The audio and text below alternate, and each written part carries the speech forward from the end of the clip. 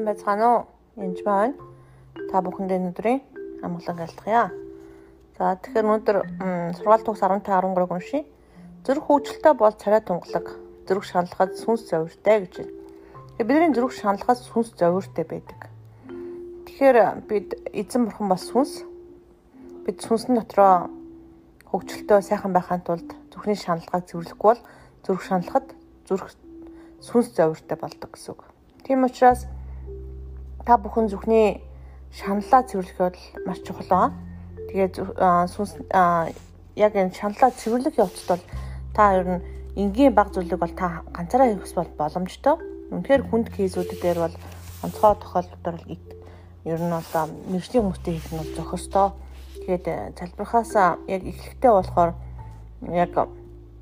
яг энэ цаг мөчид бүх антикристийн болон яг энэ яг шаналлыг эдгэхэд цадаа болгож байгаа бүх демон, бүх чөтгөрүүдийг бүгдийг Есүс Христосийн нэрээр хүлж байна. Энэ цаг мөчид эзэн бурхантай хамт байх алтгай гэд. Эхлээрээ тэгээд имславаа тайван нүдэн аних хэрэгтэй. Тэгээд нүдэн анаад Иесусээ гэд Иесусийг хараараа. Боломжтой бол цовдлогдсон байгаа Иесусийг хараараа. Тэгээд харж чадахгүй байсан байвал бас ер нь бол бичиж болно. Тэгээд ер нь бол амьдрал тохиолдсон он цагийн дараалал бичүүлэх зүгээр байдаг. Энийг эхлэхээс өмнө нэгсэнд одоо жишээл бид хэдэн он төрсөн. За одоо 80 он төрсөн гэж үзье тэр хүнийг. За 80 он төрсөн. За тэгээ 80 он төрснөөс хойш юу болсон бэ? За 5 6 наснаа би осолд орсон ч гэх юм уу. За тэр үед би 10 хэдтэй хүнд хүчрхийлүүлж ийсэн. За 14 тавтаа манай ээж нас урсан. За ингээд хоошоо явбал за 20 хэдтэй миний хайртай залуу яасан байна. Үлгчээсэн залуу өсөн. За тэгээд бис хоёгдсан найзууд намайг тэгсэн ч тийм ингээд хоошоо ингээд яг санаж байгаа гол үйл явдлуудаар биччих хэрэгтэй. Тэгээд ариун сүнсээс асуух хэрэгтэй.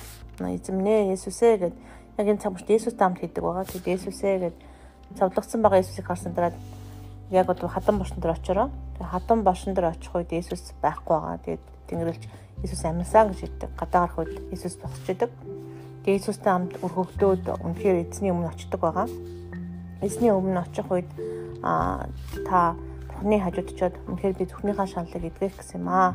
Тэгээд ариун сүнсээ надад тэр олон энэ санах хонуудаас аль нь хамгийн түрүүлж хийх ёстой вэ гэдээ асуух үед хамгийн түрүүний санах хоо гарч ирж байгаа. Тэр нь таны бүр бодоогүй жижиг зүйл ч гэж магадгүй. Зарим хүн одоо би надад бол жишээлбэл маруужин одоо идээд ээжтэйгээ уралдаж идсэн санах хоо орж ирсэн. Тэр л миний хувьд бол нэг тийм чухал зүйл биш байгаа байхгүй. Гэтэл маш том одоо юу юмны утасны ихэн байсан байгаа. Тэрийг хөврөөр тахаар гол асуудлууд гарч ирсэн байдаг. Тэгээд яг Есүстэй хамт тэр санах хоо дээр очих хэрэгтэй. Жишээлбэл зарим хүн дээр очиход ингээ их нэртэйгээ асуудалтай байсан. Тэгээд за одоо их нэрээ гараараа гэдэг хэлсэн чинь манай их нэр байна гэдэг чийсэн. Есүстэй хамт явна шүү гэж. Хаана гэж замын нөгөө тэгээд их нэр дээр очиж чадах нь гэж үгүй. Замаар дүүрэн чон би явж чадахгүй гэж байгаа байхгүй. Тэгээд Есүстэй хамт чоныг хөөгөөд их нэр дээр очороо гэдэг очсон.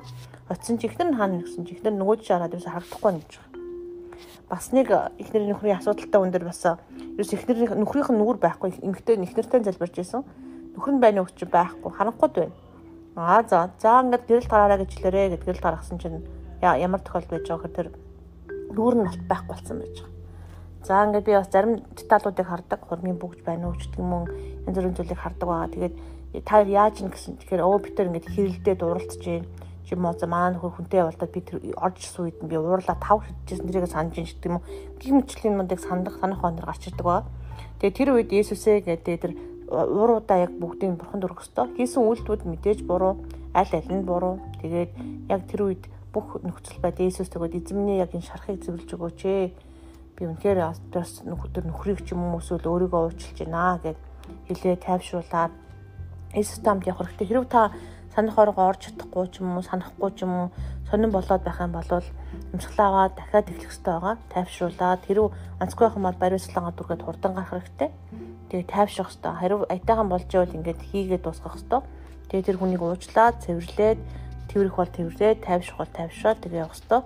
Тэгээд ер нь бол яг юун дээр асуудал гараад байна. Би Иесусыг харж чадахгүй байна уу гэвэл хүүхэд насны асуудал нэлээд их байна гэсэн үг. Тэгэхээр хүүхэд настай холбоотой цэвэрлэгээ дутуу хүмүүс голцоо Иесусыг төсөөлж харж чаддаггүй байж байгаа.